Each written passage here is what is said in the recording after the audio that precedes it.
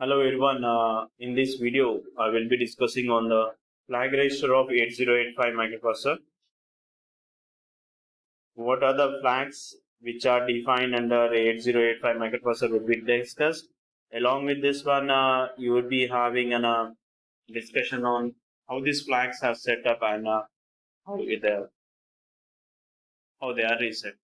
The objective of the lecture is to help the students gain knowledge in 8085 microprocessor architecture and also know the usage of 8085 flags because it is a part of architecture.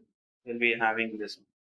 So the flag register of 8085, how the flag register of 8085 is 8085 flag register is of 8-bit. Out of this 8-bit flag register, only 5 flags are active. 3 bits are undefined. 3 bits are undefined. So out of these 5 flags, namely, we are having zero flag, carry flag, sign flag, parity flag, auxiliary carry flag. These are the 5 flags. And the bit pattern of arrangement of this flag register is being shown over here. So the bit number 0, bit number 2, bit number 4, bit number 6, bit number 7 are the flag registers defined. The remaining bits are undefined. 3 bits are undefined: D1, D3, and D5.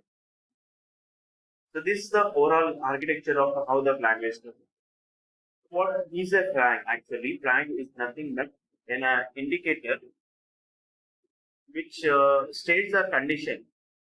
So once upon you are going for any operation like arithmetic operation or logical operation, you are carrying on a data set, that particular result will reflect the flag. All these flags are called as conditional flags. Actually, the name conditional flags are nothing but onto one condition, the output would be generated. So what are the conditions? First of all, like the first one is carry flag. So you would be having, when you go for addition of two numbers, if a MSB bit generates a carry, then the carry flag is been set. So if you add two numbers, if the result is more than 8 bits, or we can say, then add two numbers, or we go for a subtraction, if it takes and borrow, then it is nothing but a carry flag. For example, let's take this one. 4, 5 plus 5 F3. When you add these two, 5 plus 8, you will be getting, 5 plus 3 is equal to what? 8. This is that is. And F plus 4, you will be getting as a 3 over here and a carry flag would be there. So this would be generating a carry. This is one of the example of carry flag. Even you can expand it than binary format. Now, next one is an auxiliary carry flag. Auxiliary carry flag is set when there is a lower nibble or least significant 4 bits or least significant hexadigits generates a carry, then it is an auxiliary carry flag is set. So we can say lower nibble, 4 bits is called as a nibble. So lower nibble generates a carry, or we can say lower 4 bits, or we can say least significant hexadigits. If it generates a carry, then the auxiliary carry flag is set.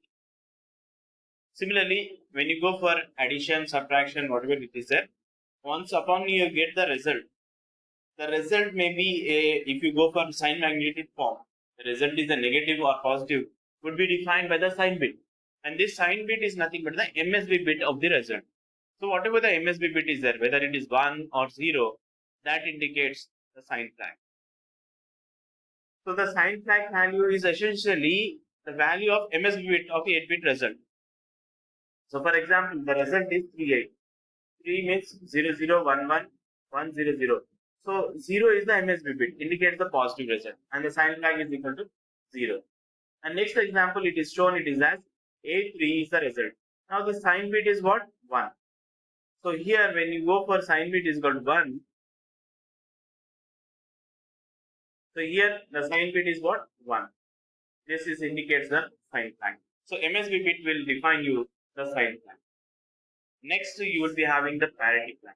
Parity flag is nothing but number of bits which are 1. In the resultant, if you take 3 8, 3 is having two ones, 8 is having one one. So number of bits of ones are how many? 3. Similarly, number of bits of the second result is how many? 4. If you had even number of ones, the parity flag is what? 1. If you had odd number of ones, parity flag is what? 0. Parity flag is 0 when the resultant has even number. Parity flag is 0 when resultant has odd number of ones. And parity flag is equal to 1 when you had a even number of ones. This is about the parity flag. The next one, the last one is about the zero flag. Zero flag is nothing but when you add two numbers or when you go for subtraction of the same number, let's say. For example, if I go for subtraction of 4 5 minus 4 5, what is the resultant? Resultant is totally completely 0. So when the resultant is completely 0, the zero flag is set to 1. If your resultant is not equal to 0, then what happens is that the zero flag is equal to 0. If it is some value. Or let's take for the addition of two numbers. If you are having two numbers like 80 is added with what? 80. When you add these two numbers, the resultant is 00 and the carry is 1. So at a time, we will be having carry flag and then the parity flag would be also 1 because the resultant is having even number of ones. That is nothing but 0 ones are there. Even number of it is 0 ones are there. It would be considered as a.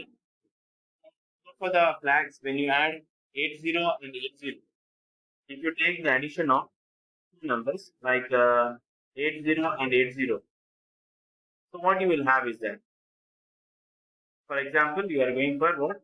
80 is been 80 hexadecimal is been added. What would be the result? 80 plus 801 00 you will be getting. So 1 is nothing but the carry. Actually, you will be having the 00. So when you had 00 result, carry flag is what? 1 because the carry is 100. Now, when you go for the auxiliary carry flag, those people has not generated the carry because it's 0 plus 0. Nothing happens. So it the result is 0. So no auxiliary carry flag. Now going for the parity flag. Parity flag, even number of ones are there. Mean to say 0 ones are there. Parity flag is good 1. Then sign flag. The resultant MSB bit is what? 0. Sign flag is 0. And what about the 0 flag? 0 flag is 1. So this is about the example of all the flags, how it would be defined. I hope that by this short video, you are able to know what are the different flags and how well you can use this flag in defining a program. Like if the result is 0, go and jump to some particular address. You can make use of this jump and instructions using this. Okay. Thank you everyone for watching this video. Hope more videos will be coming up in the sequence. Thank you.